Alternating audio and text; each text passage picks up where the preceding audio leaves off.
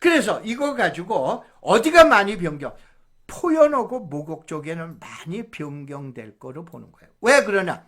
여기에 그 유명한 작년도 2024년도 11월 달에 뭐가 변경됐어요? 약 120만 평에 대한 수변구역이 해제가 됐어요. 그러니까 수변구역에서 개발을 못했는데 경안천 주변으로 120만 평이나 돼. 그러면은 어느 쪽 일대에 개발이 되겠구나. 이건 여러분들이 더 잘 아시죠? 그다음에 남사이동.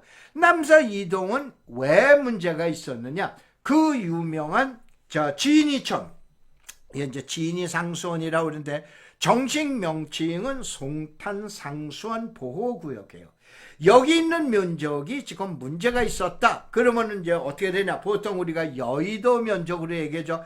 여의도 면적의 약 거의 10배에 해당되는 면적이 해제가 가능하구나 라고 그래가지고 이것도 해제를 하겠다 이거예요. 해제가 최종 결정됐기 때문에 진이상수천에 대한 변경 내용에서 결론은 이동남사에 대한 엄청난 변화로 보셔야 돼요.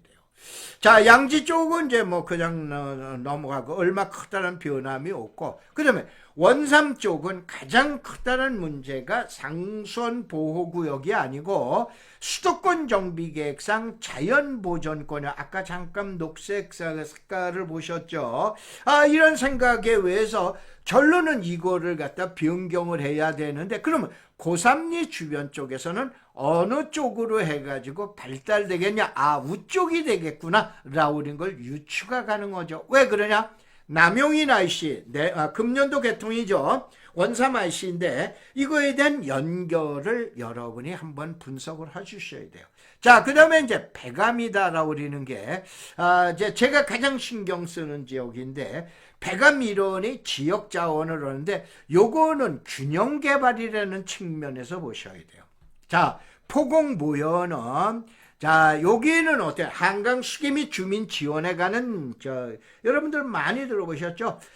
그 특별 권역, 1권역, 2권역 그래가지고 이게 걸리는데, 배감은 그게 아닙니다. 단 한 가지 뭐가 걸리느냐 그러면 배감 쪽에서는 수도권 정비 계획상 지금 얘기하는 자연보전권역에 여기는 어때니까 수변시역, 소위 말해서 하수 처리 시설만 갖춰놓아 있으면 얼마든지 개발이 가능합니다. 결론은 최종적으로 가장 낙후된 지역에 대한 배감이라고 그런 걸 여러분이 유념하셔서 보셔야 돼요. 자, 그래서 이 내용 가지고 보면 가장 많은 변화가 일어날 지역으로 어디에 되냐? 1위 시가와 예정용지의 변경이 가장 많이 일어날죠. 그 다음에 두 번째는 시가와 용지, 세 번째는 관리용지에 대한 변경이라고 하는 내용을 갖다 보셔야 되는데, 이는 이제 그거에 대한 시가와 용지, 예정용지에 대한 변경 내용, 그 다음에 요 이제 기본 구상도 이런 내용 갖다 보시고, 또 요거에 대한 보시고, 그 다음에 개발에 대한 전제 조건을 따져봐야 돼요. 자, 수도권 정비계획상 어떻게 됩니까? 가장 무서운 게 자연보전권역이다 이거예요. 여기서 대규모 개발을 갖다가 억제하는데, 여러분 이렇게 보셔야 돼요. 남양주에서 보면은 여러분 화도라고 아시죠? 화도가 자연보전권역에 들어가요. 그런데 어떻게 됩니까? 많이 개발되고 있죠. 자, 요거는 하수처리구역 관련된 문제 때문에 그렇게 된 거예요. 이 내용이 결정이 되면은 지금 얘기한 대로 대규모의 개발이 일어나는데, 그 개발이 일어나는 걸 어디라고 보셔야 돼요? 배감이라고 보셔야 돼요. 많은 분들이 이동, 남사, 그 다음에 원삼에만 관심을 갖는데, 우리 같은 이제 땅꾼대학, 토지에 대한 전문가들이 봤을 땐 균형 개발이라는 내용 가지고 보셔야 돼요. 그 다음에 뭐 농지법상 관련된 지금 내용의 얘기이기 때문에 글자만 보시면 되고, 그래서 이제 뭐냐? 변경에 대한 예상 조건을 검색을 하셔야 돼요. 그래서 아까 잠깐 나왔죠? 자, SK반도체가 반영이 됐냐? 반영이 안 됐다 이거예요. 2035년도 반영이 안 됐기 때문에 2045년도에 원삼의 SK반도체 클러스터 반영시키겠다. 그 다음에 삼성의 이동남사에 대한 220만 평 반영을 시키겠다. 또 그 다음에 국토부에서 결정한 거 있죠. 여러분들 잘 아시고 공공주택특별법에서 이동에다가 이게 이제 천리죠. 서리서부터 천리 나가는 반도체 신도시를 또 반영을 또 해줘야 되겠다. 이게 여건 변화예요. 그러면 추가로 반영되는 걸 우리가 또 예상을 해보셔야 돼요. 자, 이동남사에 대한 뭐가 바뀌었어요? 지금 얘기한 상선보호구역이 해제가 됐다. 그러면 기타 지역에 대한 뭐가 돼요? 도시개발 사업을 추가로 해야 되는데 아까 잠깐 얘기를 했죠. 배감에 관련된 내용을 갖다 추가로 듣고 그 다음에 도로 철도망, 이거에 의한 도로 철도망에 대한 변경이 추가가 된다. 뻔할 뻔짭니다. 아셨어요? 이런 내용 가지고 여러분이 이제 보시면 됐어요. 그거에 대한 이제 용인시에서 이제 발표한 우리가 어떤 내용 가지고 이제 지금 도시 기본 계획을 변경할 예정이다라는 내용이고, 그다음에 이걸 꼭 보셔야 돼요. 자, 여기에 이제 회색 지역이죠. 이게 도시 지역이에요. 남쪽에도 도시 지역이 없냐? 남사 이동 여기 요 지역도 도시 지역이에요.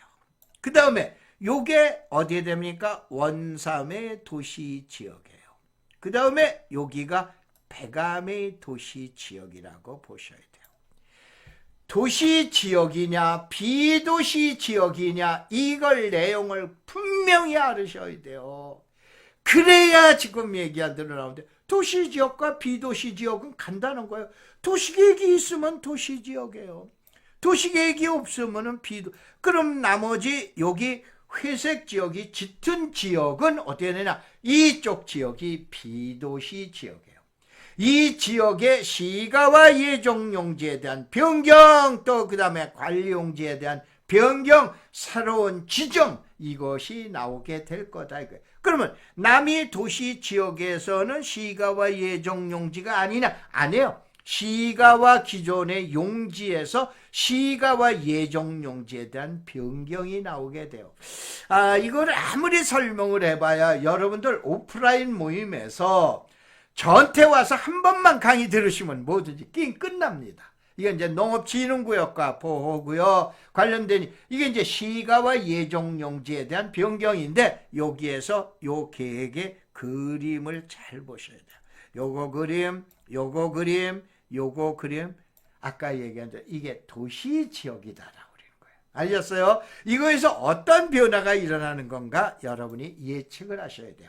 그 다음에 여기서 결론은 진흥농지냐 비진흥농지냐 해서 보통 얘기한 노천 갈색 있죠? 이 같은 갈색이 지금 얘기한 진흥농지다. 소위 말해서 대규모의 시가지가 일어나서는 좀 문제가 있다라고 그린 거. 그 다음에 여기 송탄상손이라고 그리는 거, 요걸 잘 여러분이 유념해서 보셔야 됩니다. 자, 그 다음에 나가는 곳이 이제 어느 지역이 되냐면은 죄송합니다. 이제 화면에서는 안 나오는데 저희 그 기본적인 자료에서는 이제 그 그림이 이제 나와 있어서 저거 되는데, 이게 이제 지금 얘기하는 진흥농지와 비진흥농지에 대한 얘기고, 그 다음에 여기서 여러분이 잘 봐요. 그 분홍색이 개발 그 기존의 시가와, 이게 시가의 용지예요. 요게 시가와의 용지, 요게 시가, 요게 이제 북리, 여기가 아촌, 그 다음에 여기가 통삼지구, 요렇게 되죠. 그 다음에 요런 내용 가지고 여러분들이 이제 면적을 갖다 보셔야 돼요.